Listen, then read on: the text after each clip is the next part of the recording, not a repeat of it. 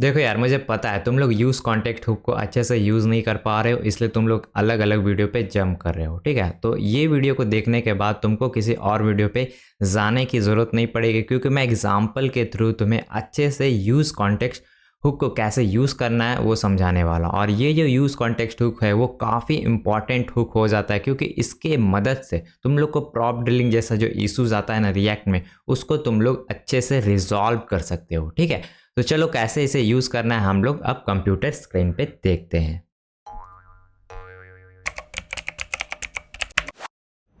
तो सबसे पहले हम लोग यहाँ पे समझ लेते हैं कि प्रॉप ड्रिलिंग होता क्या है। तो मान लो कि एक वेरिएबल है चैनल, ठीक है, यहाँ पे दिख रहा है ना चैनल, जो कि पेरेंट कंपोनेंट में रखा हुआ है। ठीक है, तो मुझे क्या करना है, इस ने जो चैनल वेरिएबल है उसको यूज़ करना है इस कंपोनेंट में चिल्ड्रन 2 में। तो मैं क्या करूँगा, पहले इसमें से डेटा को इसमें ले जाऊँगा, फिर इसमें से इसमें ले जाऊँगा और फिर इसमें से इसमें ले जाऊँगा। ठीक है, तो इस तरीके से मुझे बार बार कोड को कॉपी पेस्ट कर करके इसमें ले जाना होगा।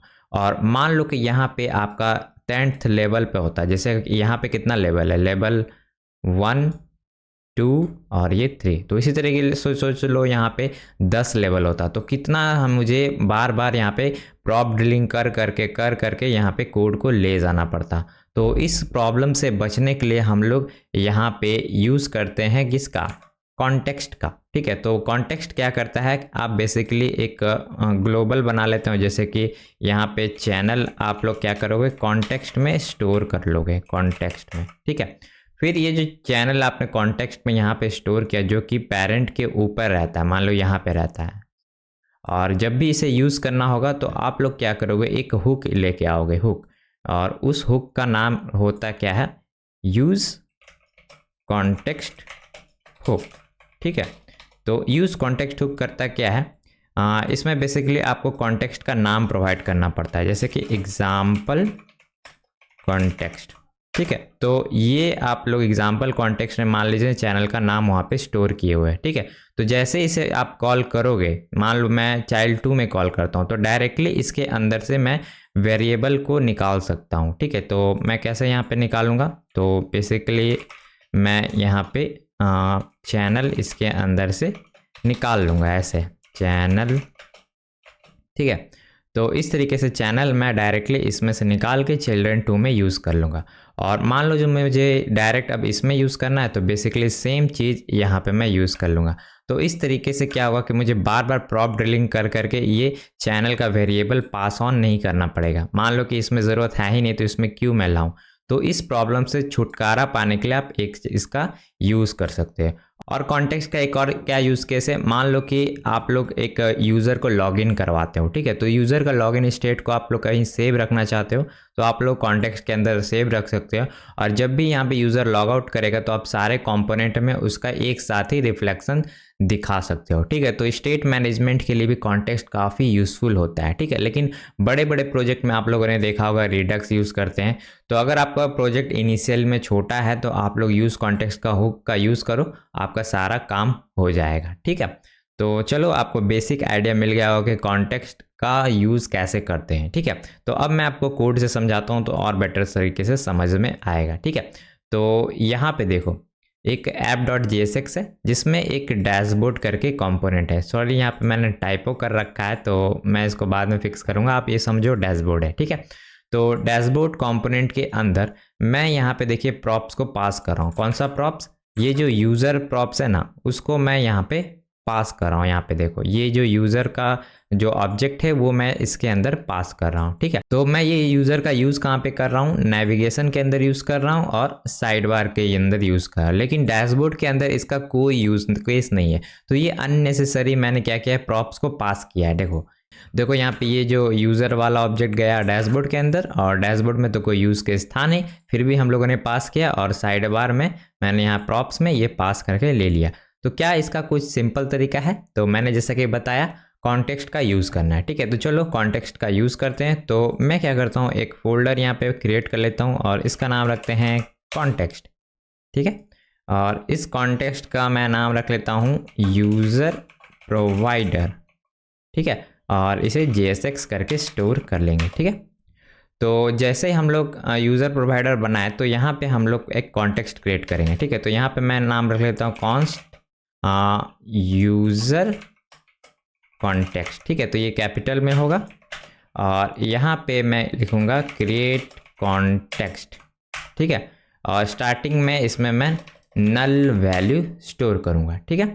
तो अब मैं क्या करूँगा, एक प्रोवाइडर बना लूँगा। तो मैं लिखूँगा कॉन्स्ट यूज़र प्रोवाइडर, ठीक है।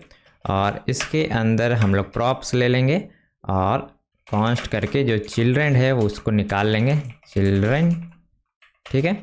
और यहाँ पे, ठीक है।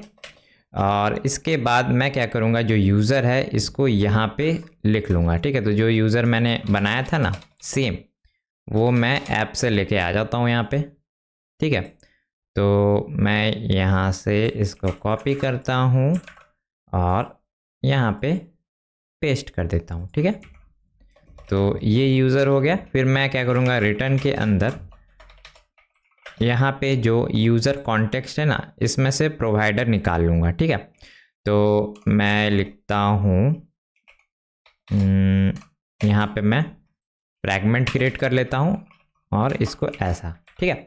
तो अब देखो ये जो यूज़र कॉन्टेक्स्ट है इसके अंदर प्रोवाइडर मिलता है। तो प्रोवाइडर का काम क्या होता है कि वो एक रैपर होता है, तो उसके अंदर सारा डेटा रहता है। तो वो रैपर जिसके ऊपर भी रहेगा, जिस कंपोनेंट के ऊपर में रहेगा टॉप पे, तो उस सारे कंपोनेंट क्या कर सकते हैं, उस प्रोवाइडर के अंदर से डेटा कंज्यूम कर सकते हैं, ठीक है। तो अगर मैं यहाँ पे लिखता हूँ यूज़र कॉन्टेक्स्ट डॉट प्रोवाइडर, ठीक है। और इसके अंदर हम लोग वैल्यू पास कर देंगे यूज़र का, ठीक है। तो ये पास करने के बाद अब जो हमारा चिल्ड्रन है वो यहाँ पे रेंडर कर देंगे। तो चिल्ड्रन क्या है, हमारा ऐप, ठीक है।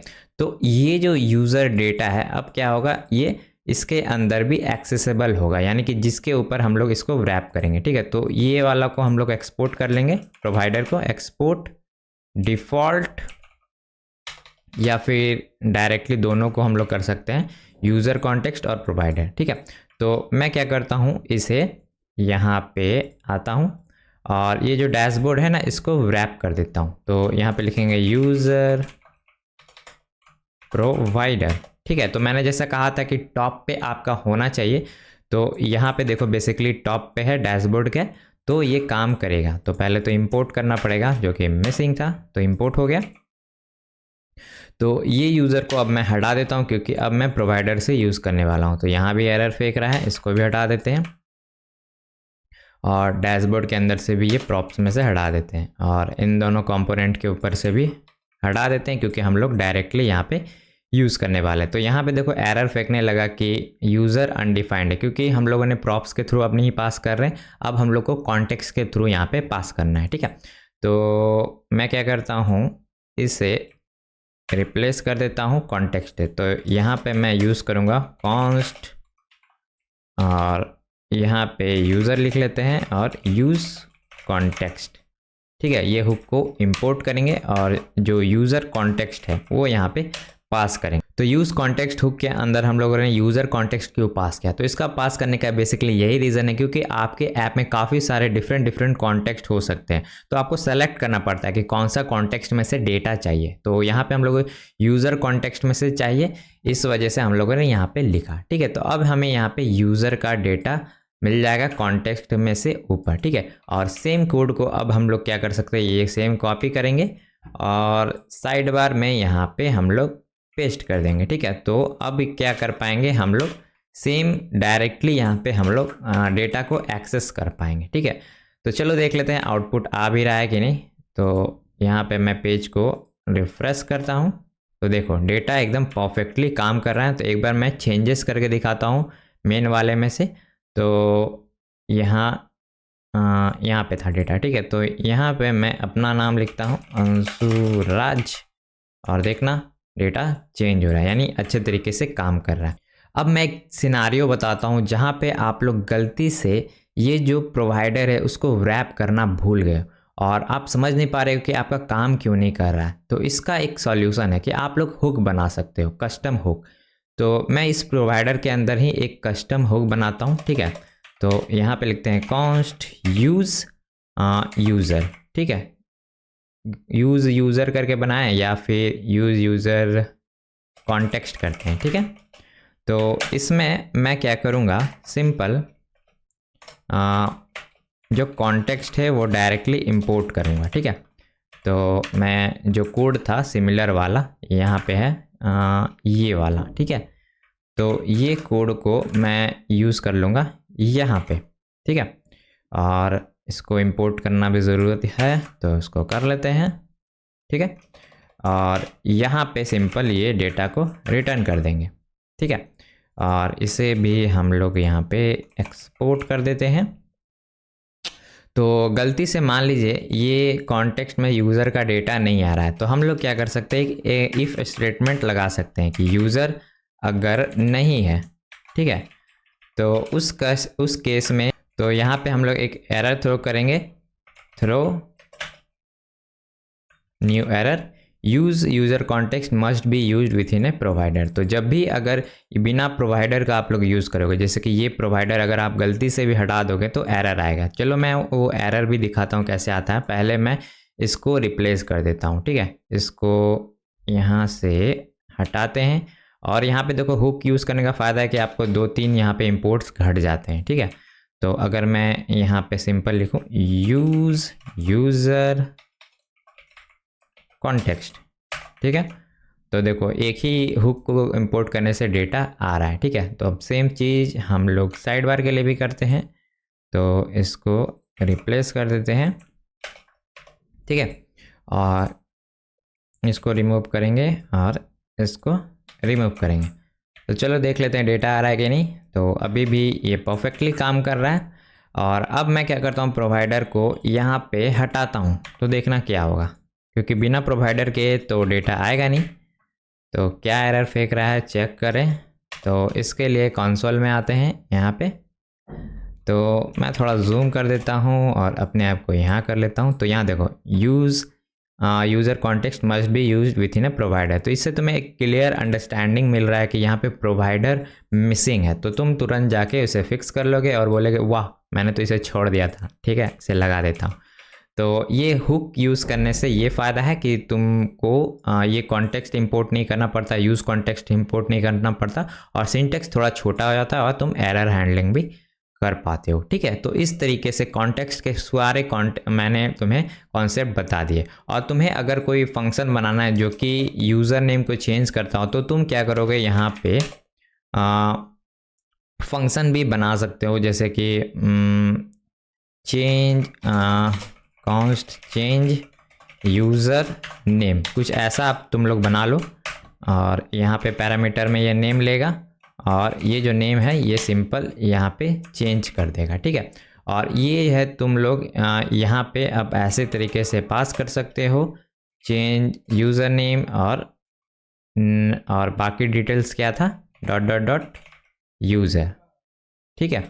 तो इस तरीके से तुम्हारा ये फंक्शन को भी एक्सेस कर सकते हो कॉन्टेक्स्ट के ज़रिए, ठीक है। तो अभी मैं इसको हटा देता हूँ अभी के लिए, ये मैं तुम्हें समझाने के लिए यहाँ लिख दिया था, ठीक है। तो तुम इस तरीके से फंक्शंस भी यहाँ पे कॉन्टेक्स्ट के अंदर रख सकते हो, ठीक है। तो होप से तुम्हें कॉन्टेक्स्ट के बारे में सब कुछ समझ में आ गया हो कि कैसे ये तुम्हारा प्रॉप डिलीम का इशू सॉल्व कर सकता है। और जो ग्लोबल स्टेट है जिसमें तुमको यूज़र का डेटा जैसे लॉगिन करते हैं तो वो सब स्टोर करना है, तो उसके लिए काफ़ी काम का है। और ये भी चेक करना है कि यूज़र का टोकन है कि नहीं, यूज़र का रोल क्या है, सारा तुम इसमें स्टोर करके रख सकते हो। तो मैं ज़रूर से बोलूँगा तुम इस कॉन्टेक्स्ट को अच्छे से प्रैक्टिस कर लो, क्योंकि तुम्हें ये हर ऐप में यूज़ तो पड़ेगा ही, जैसे कि थीम वीम सेटअप करना पड़ेगा या फिर कुछ छोटा मोटा लॉजिक लगाना होगा, सब में तुम्हें इसकी यूज़ केस ज़रूरत पड़ेगी। तो चलो मैंने तुम्हें सब कुछ बता दिया है इस वीडियो में कॉन्टेक्स्ट हुक के बारे में। तो नेक्स्ट वीडियो में मिलते हैं जहाँ पे मैं और भी हुक्स के बारे में सब कुछ एक्सप्लेन करूँगा। तो मैं मिलता हूँ तुमसे नेक्स्ट वीडियो में, तब तक के लिए